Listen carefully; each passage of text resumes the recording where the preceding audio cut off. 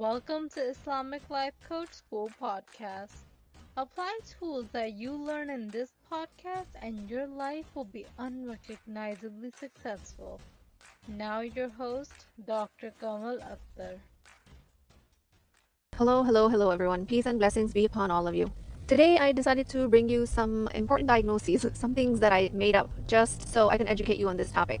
And that has to do with the culture of people pleasing and how we engage in it and we don't even realize that it's happening. One of these many diagnoses that I made up, which again are just meant to help you understand if you carry on any of these symptoms, has to do with people pleasing compulsion. Almost a type of compulsive behavior where an individual feels a constant need to please others, leading to negative emotional states and anxiety. Most people think they don't do this, but they do. People pleasing could be saying yes and not knowing that you actually want to say no. And in either case, it shows up as resentment, discomfort, regret, anxiety later on. And then people tell me, I want to say no, but somehow a yes comes out. They have all intention of saying no, but they can't. Yes does not just come out. Nothing happens without your thought process, your nervous system being involved. The reason it seems like that yes just comes out is because it is a part of your deep subconscious programming. And because you've repeated saying yes so many times, you've never practiced saying no. Very little of your nervous system is actually dedicated to it. So, people-pleasing compulsion. I know you can relate. Again, this term is totally made up. I am making these terms up for the purpose of this podcast. But people who have it know about it. So I'll tell you about more made-up diagnoses, and you can see that it fits your criteria. And you can use the methods mentioned in this podcast for yourself. Exciting work. All right, again, disclaimer. I know my lawyer will insist on it, so instead I'll just preempt it. This is not a medical podcast. I do not give medical diagnoses or advice or treatments through my coaching services. But I will make stuff up from time to time if it helps somebody understand their issues and conditions. So I'm going to be a little bit more playful and creative on the topic of people pleasing. Just like any compulsion, not following through with the behavior will create discomfort. Saying no, not obliging to every request will create discomfort because you've never done that before. Subconscious, primal brain will cause havoc in your body with warning signs and alarm bells. What are you doing? You're going to be rejected. This is not normal. This is new. You're going to get outcasted. Primal brain is used to doing things on repeat. It does not want you to do anything out of the norm or ordinary. The reflexive brain says, I've spent so much time making this pathway efficient, and when you try to change things, it causes a ruckus. It actually physically causes discomfort. It takes the brain a lot of energy to shift its neurons, so it will cause discomfort while you're learning to say no for the first time. But the more you do it, the better you get at it. And more of those pathways will become ingrained and encoded. More neurons will get recruited to do less of people pleasing. And then with this practice, saying no when you want to say no will become efficient and easy. This practice will not turn you a person that says no all the time and does not say yes to any request all the time. So you don't have to be afraid of that. A lot of women I coach are even afraid to stop people pleasing because they're afraid they'll turn into a person who always says no. And that's not necessarily the case. I just want you to understand that you have a choice. Saying yes does not have to be a compulsion. Then there is the next diagnosis, which is the self-sacrifice syndrome, a condition where an individual excessively prioritizes the needs of others over their own, often leading to a loss of self-identity and a sense of resentment. This is a precondition that leads to not even knowing that you're people-pleasing. Again, another made-up term, self-sacrifice syndrome, but you know that you have it if you do. It sounds so familiar. You know women in your family who do it. You know where you've done it. Women in my family are really, really good at this. Their whole lives, they've been brought up to believe that's the only way to love, through self-sacrifice. Then there's the next diagnosis, which is the empathy overload syndrome. I define it as a state of emotional exhaustion caused by excessive empathy and a constant need to please others, leading to burnout and lack of self-care. Again, totally made up, but so real. Someone suffering from this has a really hard time separating themselves from others. It's kind of an enmeshment. Enmeshment is actually a real psychological term. That's when someone becomes overly involved in another person's life, often leading to the loss of their own sense of self.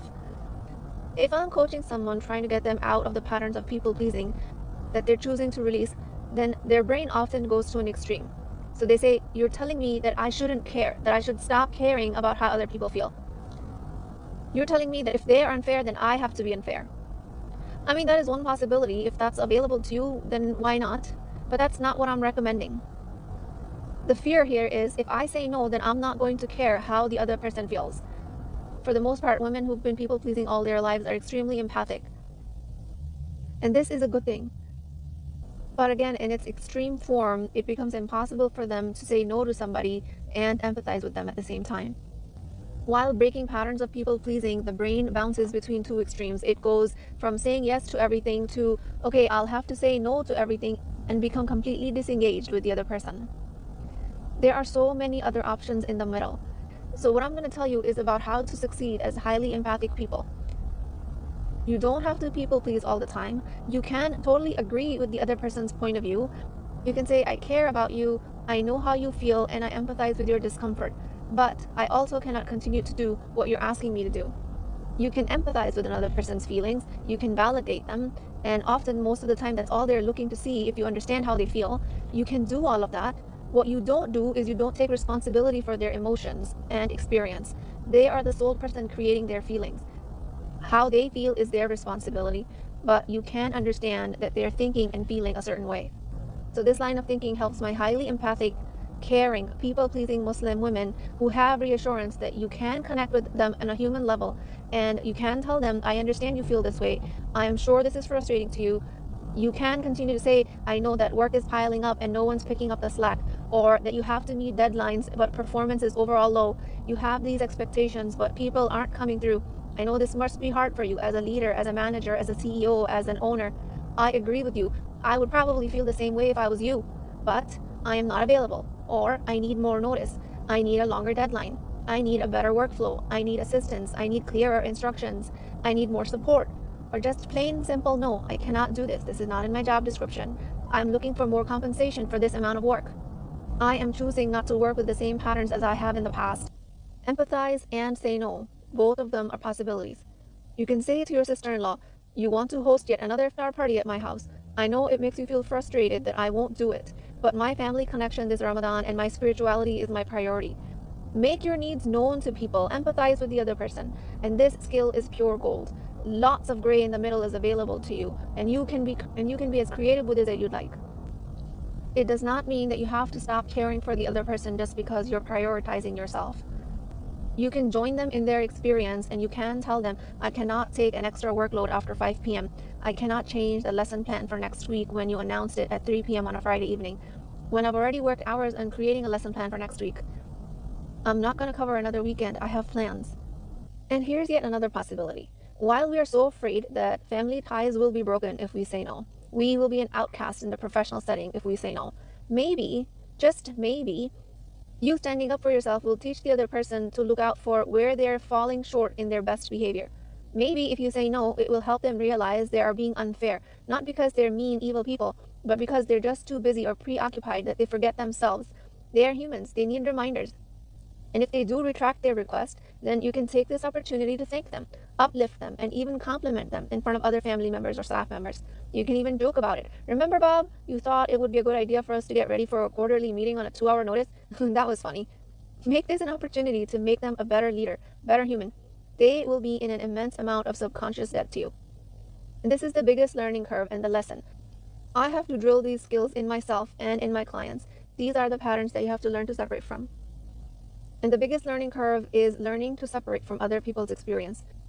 Your no does not cause their discomfort. Only their thoughts about your no can cause their feelings of discomfort. It is up to them to create discomfort or something empowering out of your answer of no. And that is entirely their work to do. It has nothing to do with how you show up and how you act.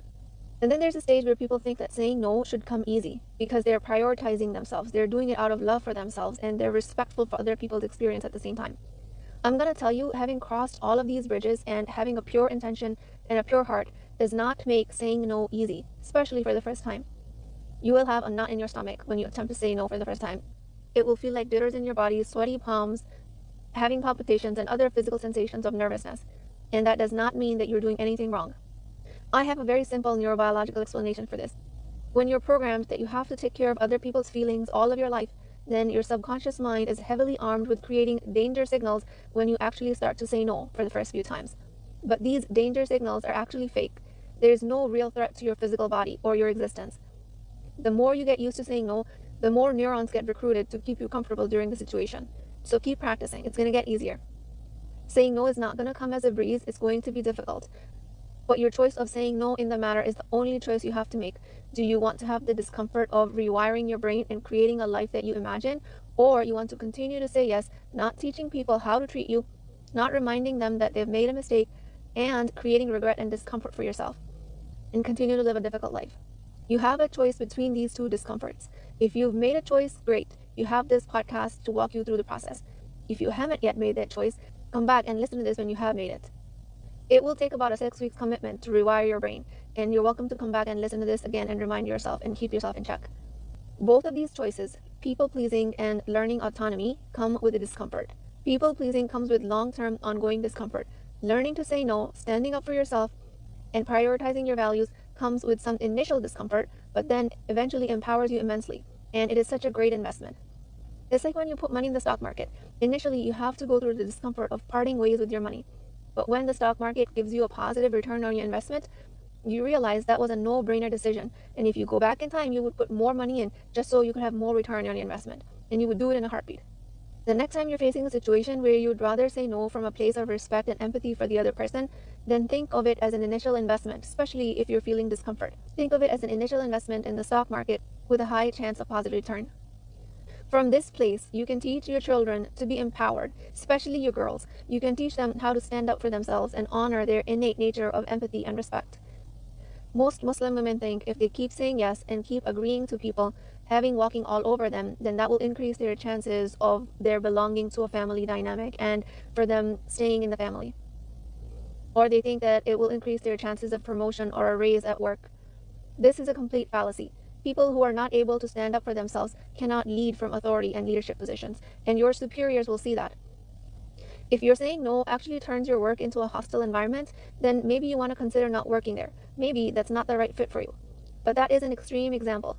Most of Western work environments are equipped with multiple employee support systems, including HR departments, that has resources that you can utilize if you are being marginalized as a person.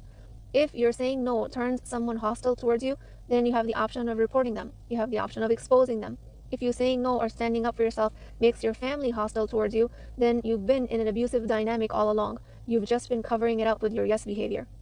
But to lay this discomfort to rest, severing family ties only happens in extreme cases.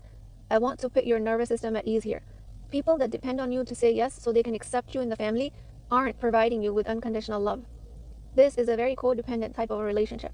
And if you're afraid you're saying no will cut family ties, then you also have to remember that people who are dependent on you to comply are exactly that, dependent. They don't want you gone. They rely on you for their own survival. Again, not the healthiest relationship, but if you are afraid that you'll be abandoned and left on the streets, that will most likely not happen. They will threaten you with this so they can stay comfortable while you comply. But trust me, they're afraid of losing you more than you think. They will be lost without you, just as much you're afraid of losing them. In any case, this is an extreme form of an abusive relationship dynamic. And for some, it is a reality, but you can start changing that by starting to say no and not operate out of fear. Then there's this objection that I get that if they start to say no, that they're going to get a bad rep in the professional setting. There are many situations where the management and the employees have to show up as a team in tough situations and they have to work together. People in the team have to go an extra mile to get some extra work done. And I'm not saying that you have to say no to all of that. All I'm saying is that you can choose to say no when you want to, and there are going to be plenty of times where you're going to want to show up as a team player. But that will only happen if you're not already filled with resentment and pent up energy over regret. Because if you're in such a place, you're less likely to show up as a team player, and you're more likely to show up as a raging, angry person who's burnt out and traumatized from people always taking advantage of her nature. If you're afraid that your work situation will turn hostile if you say no, then you have to remember that hostility is towards people who are acting from trauma, burnt out. They're disrespecting others, they're disrespecting authority. When you operate from empathy towards others for yourself, you will most likely not face that dynamic. Alright, back to more made up diagnoses. This time, people pleasing fatigue syndrome, a state of mental and physical exhaustion caused by continuous people pleasing, leading to burnout and a lack of motivation. And a lot of times, this is where most Muslim women are living and confusing it with mental illness. The next one is pleaseritis, a condition where an individual has an excessive and unhealthy need to please others, often at the expense of their own well-being and mental health. Next one is social chameleon syndrome, a condition where an individual constantly changes their behavior and personality to fit with different social situations, leading to a loss of authenticity and a sense of identity crisis. I can keep going, but I think I'll stop for now. Again, none of these are recognizable diagnoses, but so real. They give language to what is already happening in our brains. If you're afraid to break your people-pleasing patterns because someone has treated you unfairly in the past and you've had opportunities taken away from you, then you have to remember that they might not be coming from the most respectful and empathic place for you. And that's their work to do. I'm not saying that's what will happen 100% of the time. I'm also not saying that people in the world are 100% fair. But I am saying if you're deprived of an opportunity because you're unwilling to compromise your values, then possibly it's not an opportunity you wanted in the first place. And the majority of the time it doesn't happen. The majority of the time actually standing up for your values gains other people's respect and trust of you. Create constant reminders for yourself that other people's discomfort is not your responsibility. I am constantly creating these reminders for myself because I often find myself in this fallacy. I often find myself in a fallacy that I can control other people's emotions when I actually can't. Just reminding yourself that not being able to say no only invites other people to ask more of you. They might have no knowledge of your intentions, and they have no way of knowing it unless you tell them. With that, I pray to Allah subhanahu wa ta'ala, guide me to leave behind any tendencies of people pleasing and instead seek only your pleasure in all that I do. Help me and all of us to find success in this world and in the hereafter, and grant us the strength to prioritize our relationship with you above all else. O Allah, allow us to preserve empathy and respect as an individual and guide us to represent the culture of Islam with dignity and grace. Help us to embody the values of our faith and to be a positive influence on those around us. Grant us the wisdom and discernment to set healthy boundaries with others, while still maintaining kindness and compassion. Guide us to always prioritize our own well-being while striving to serve and help others in whatever ways we can. O Allah subhanahu wa ta'ala, we ask that you bless us with the courage and resilience to navigate the challenges of this world and this life, and to always keep our eyes fixed on the ultimate goal of pleasing you, Ya Rabbil Alameen. Please keep me in your du'as. I will talk to you guys next time. If you're interested in getting coached by me, I'm offering a very affordable opportunity to do that with Wisdom Wednesdays. This is not a course, not a lecture. This is an opportunity for live coaching, real change with Islamic adab and etiquette. You do not need more information. You actually need a space to create change.